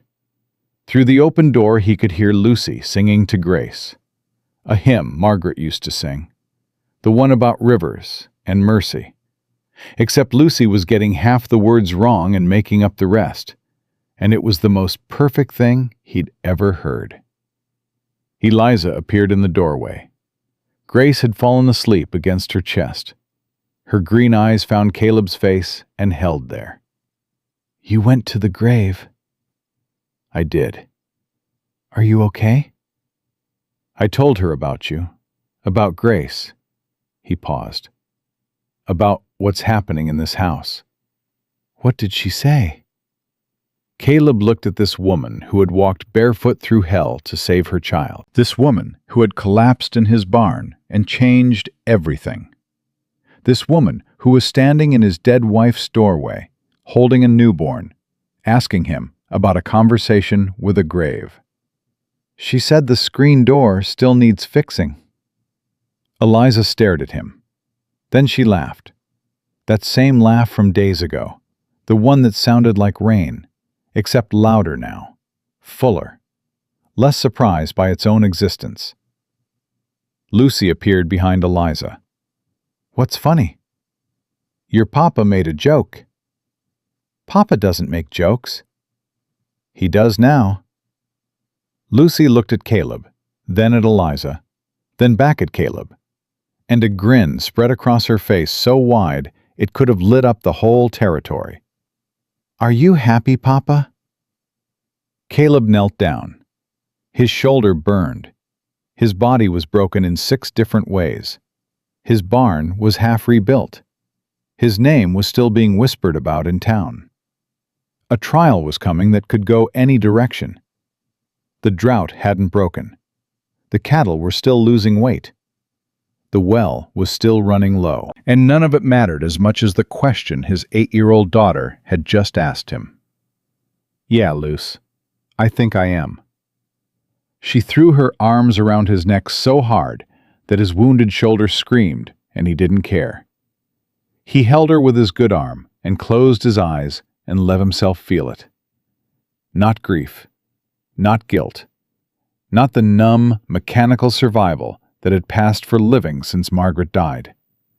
Something else. Something that had a baby's name. Grace.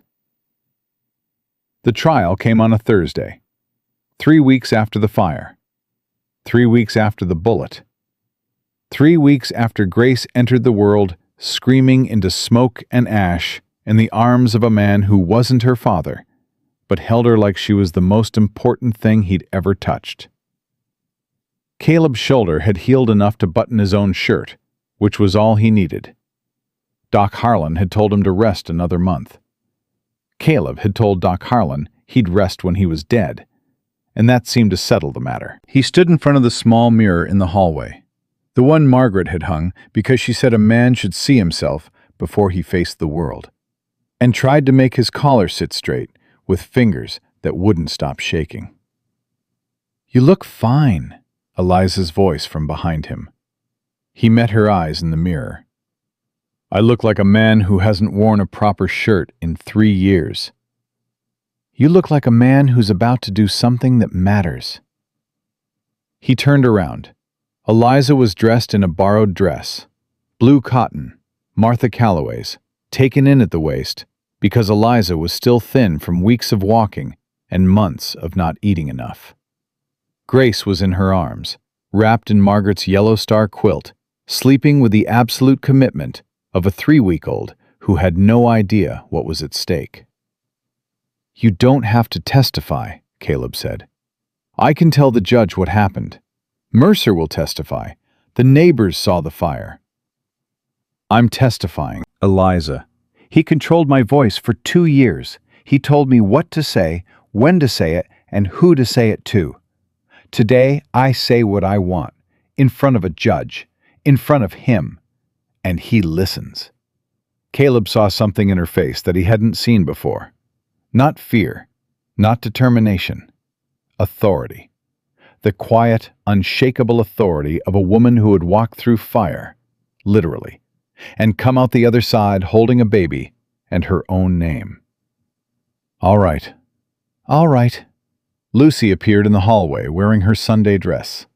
She'd combed her own hair, which meant it was approximately 50% combed and 50% wild. But she'd tried. Papa, do I have to talk to the judge too?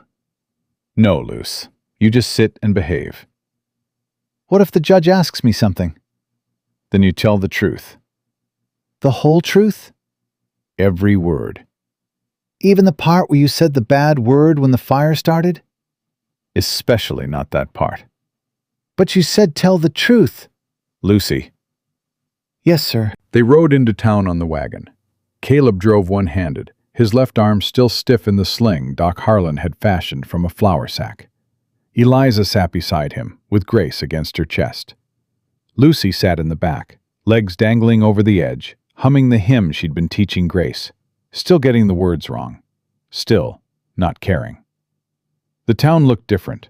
Not the buildings, not the streets, not the dust that hung permanent in the air like a second sky. The people, they looked different. Or maybe they looked the same, and Caleb was the one who'd changed. Faces turned as the wagon passed. Some nodded, some looked away.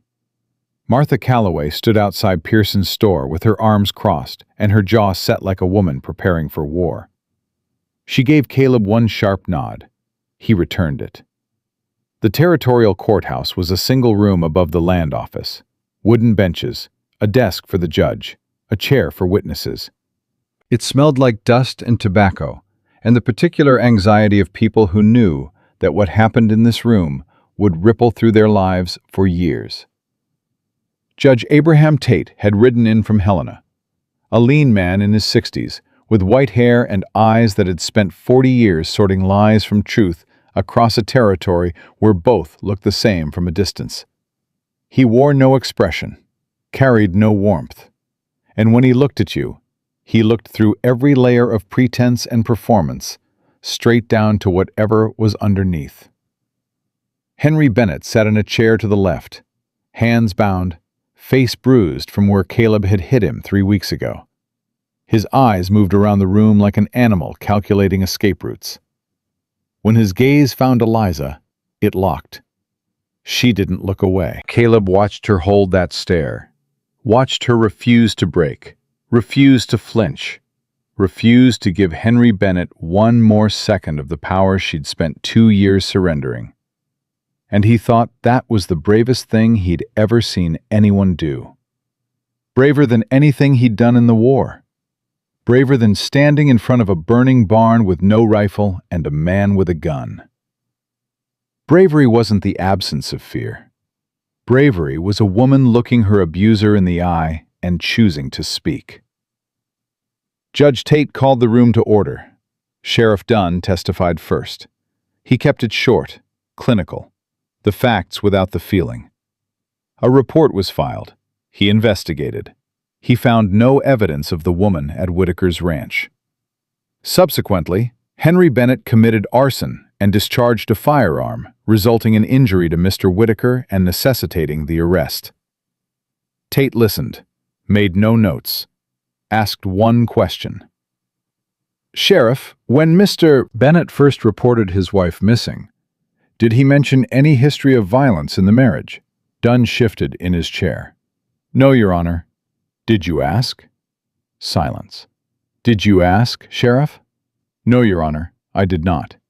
Why not? I considered it a domestic matter. Tate's expression didn't change, but something behind his eyes hardened. A domestic matter.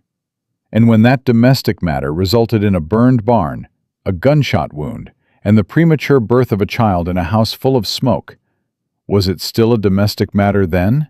Dunn had no answer. He stepped down looking like a man who had just watched his own reflection and didn't recognize what he saw. Reverend Mercer testified next. He spoke about his visit to Henry in the jailhouse. Repeated Henry's words exactly. No embellishment, no interpretation. Just the raw, ugly truth of a man who believed his wife was property and violence was maintenance. He told me God gave men dominion, Mercer said. He quoted scripture to justify breaking a woman's wrist, and I am ashamed to say that 3 days before that conversation, I stood at Caleb Whitaker's gate and told him to send Mrs. Bennett away because her presence was improper. His voice cracked.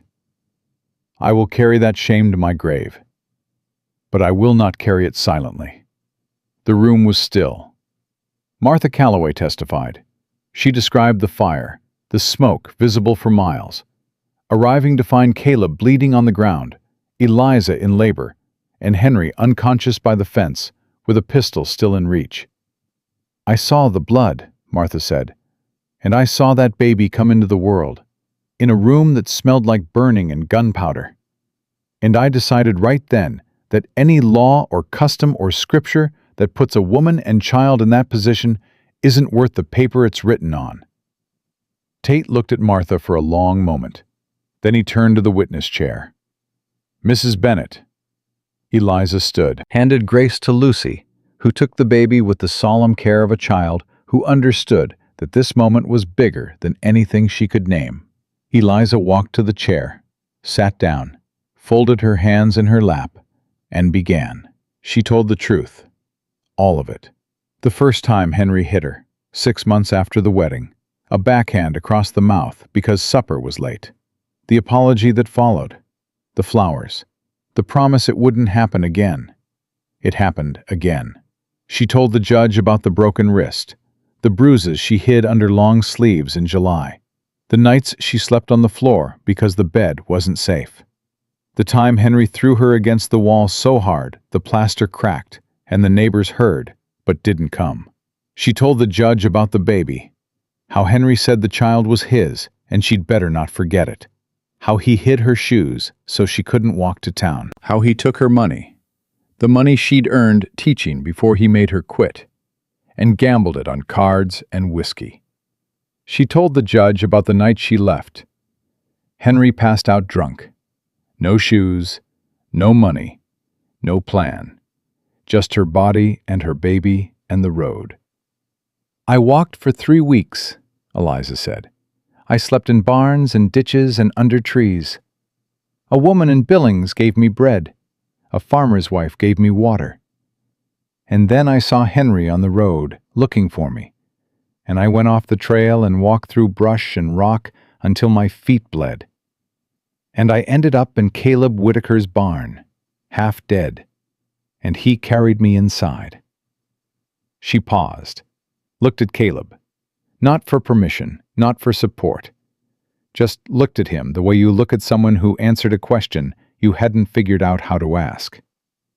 He didn't know me, didn't owe me anything. He'd lost his wife in that same house and hadn't smiled in 3 years. But he carried me inside and fed me and told me I was staying. And when Henry came to burn his barn and shoot him in his own yard, Caleb Whitaker stood between us and said, "She's not yours. She never was." Eliza turned back to the judge. "I'm not asking for sympathy, Your Honor.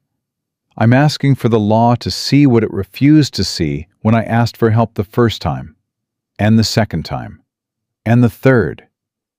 I'm asking for it to see that a marriage certificate is not a deed of ownership, that a husband's rights do not include a wife's blood, and that a child deserves to be born into something better than fear."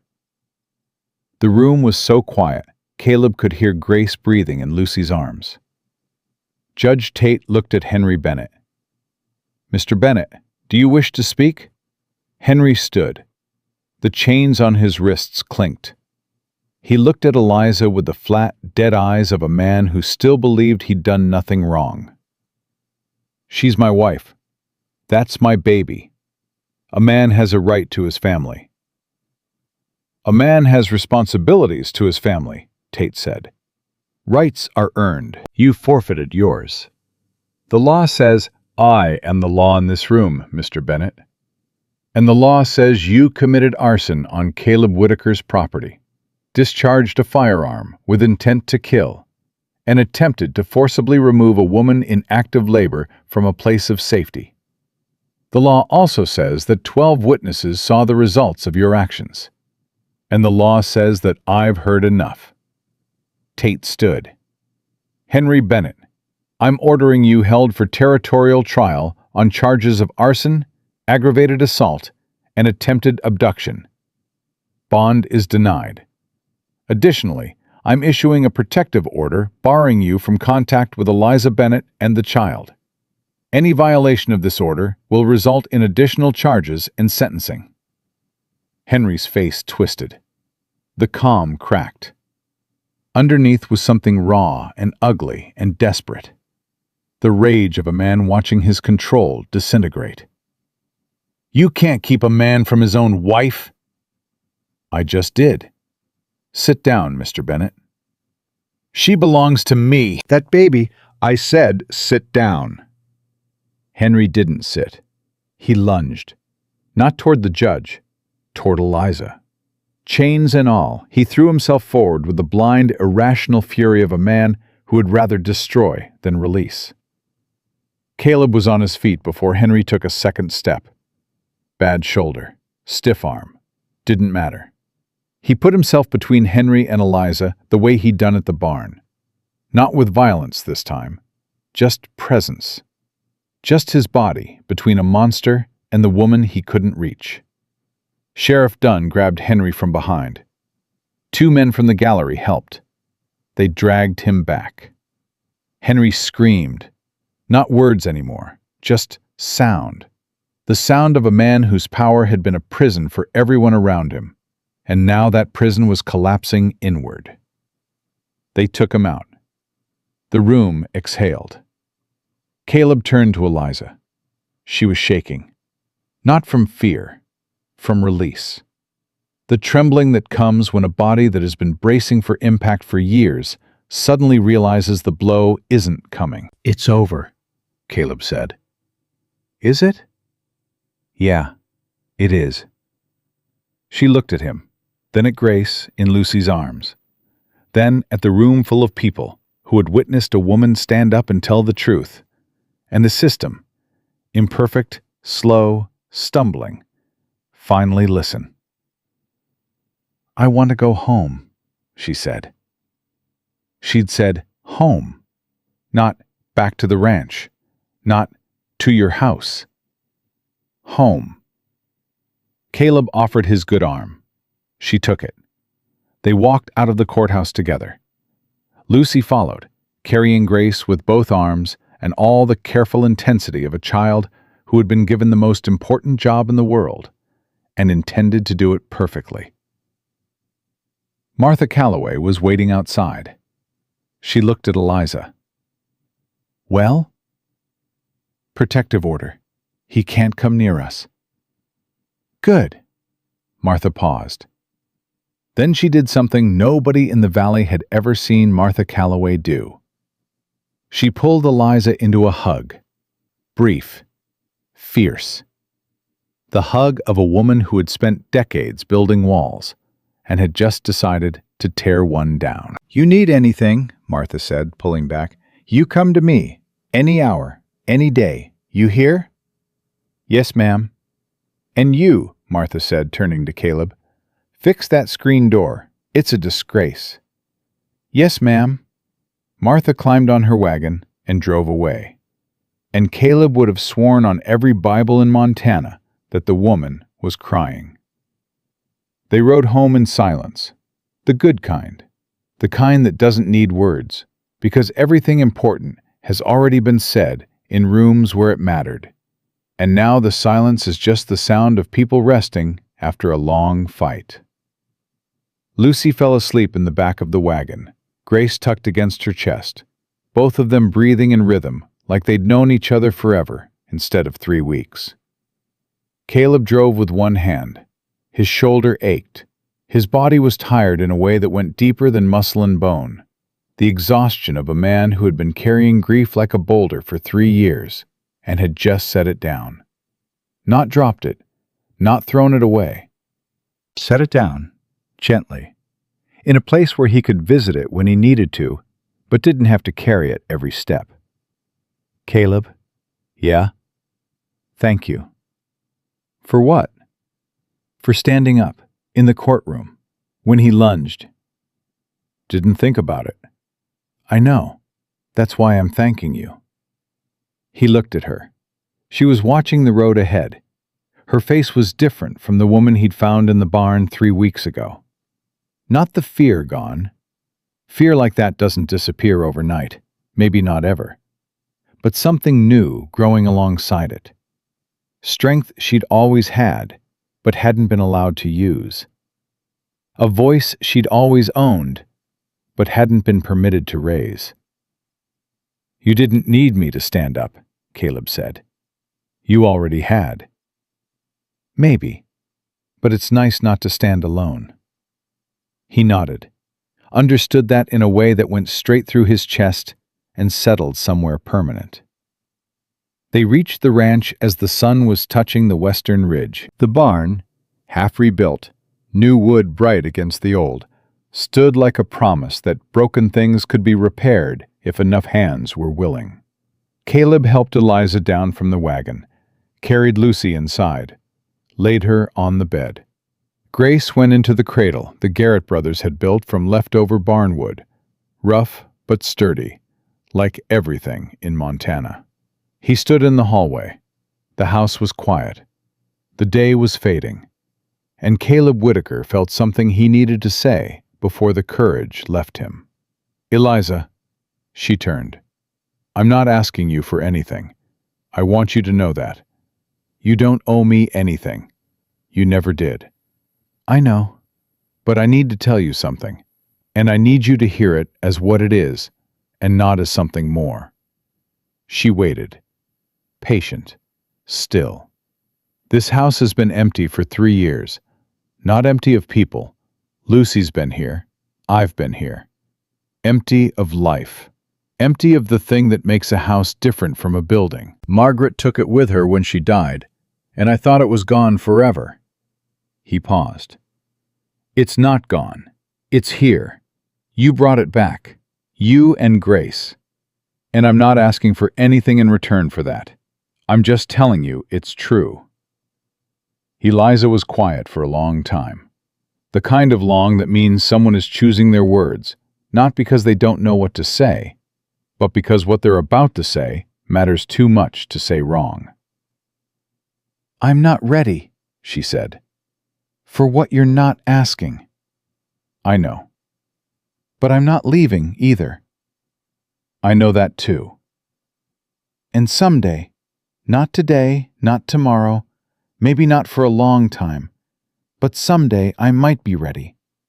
And when that day comes, I'd like it to be here, in this house, with you and Lucy and Grace."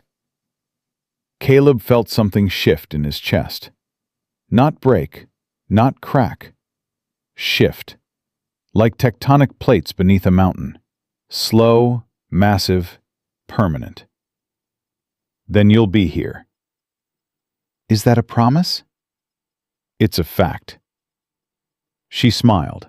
Small, real. The kind of smile that costs something to give and is worth everything to receive. "Good night, Caleb." "Good night, Eliza." She went to her room. Grace made a small sound and settled. The house breathed. Caleb walked to the porch. Same chair, same view, but different. Everything was different. He didn't bring the rifle. He sat and looked at the sky. The stars were out, thick and bright the way they only get in Montana when there's no rain and no clouds and nothing between you and the whole universe but silence. Then he felt it. A drop. On the back of his hand. He looked down. Wet. He looked up. Another drop. On his face. Then another. Rain. After 3 months of drought, 3 months of cracked earth and dying cattle, and dust so thick you could taste it with every breath. Rain. Not a storm, not a deluge, just rain. Steady, patient, the kind that soaks into the ground instead of running off, the kind that heals instead of floods. Caleb stood up, stepped off the porch, let it hit him, let it soak through his shirt and run down his face and mix with something on his cheeks, that might have been rain and might have been something else.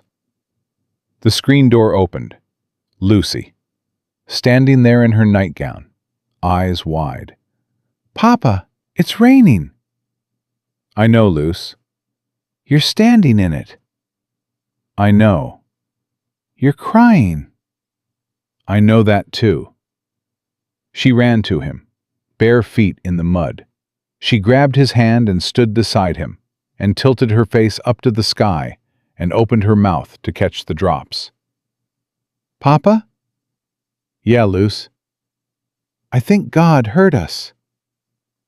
Caleb squeezed her hand. "I think he did." "About time." He laughed. The sound was raw and real and alive, and it mixed with the rain and carried out across the valley, where the cattle lifted their heads and the dry creek bed began to fill, and the wooden cross on the hill behind the house stood steady in the dark, keeping watch over a family that had grown in ways nobody could have predicted. Eliza appeared in the doorway, Grace in her arms. She didn't step into the rain. She just stood there, watching a man and his daughter stand in the downpour and laugh, and she held her baby close and let herself believe, maybe for the first time since she could remember, that tomorrow would be better than today. Lucy looked back at her. "Come on, Eliza, it's raining." "I can see that." "Then come stand in it. You can't watch rain, you gotta feel it." Eliza looked at Caleb. He didn't say anything, didn't need to, just held out his hand. She stepped off the porch. The four of them stood in the rain. A wounded cowboy, a woman who'd walked through fire, a child who never stopped praying, and a baby named Grace who was 3 weeks old and already surrounded by more love than her father had ever understood. The rain fell. The drought broke. And on a ranch in Montana Territory, in the summer of 1874, a family that was never supposed to exist held each other in the dark and let the water wash away every single thing that didn't matter anymore. Lucy whispered one last thing before Caleb carried her inside. "Angels don't always fall from heaven, Papa. Sometimes they walk through dust, bleeding, and choose to stay." Caleb held his daughter, looked at Eliza, looked at Grace, looked at the life that had risen from the ashes of everything he'd lost. "Yeah, Luce," he said. "Sometimes they do." And the rain kept falling on the Whitaker Ranch long after the lights went out, soaking into the dry earth, filling the cracks, turning dust to mud, and mud to something that could grow. Because that's what grace does. It doesn't ask permission. It doesn't wait for perfect. It arrives, dusty, bleeding, barefoot, and it stays. And it changes everything.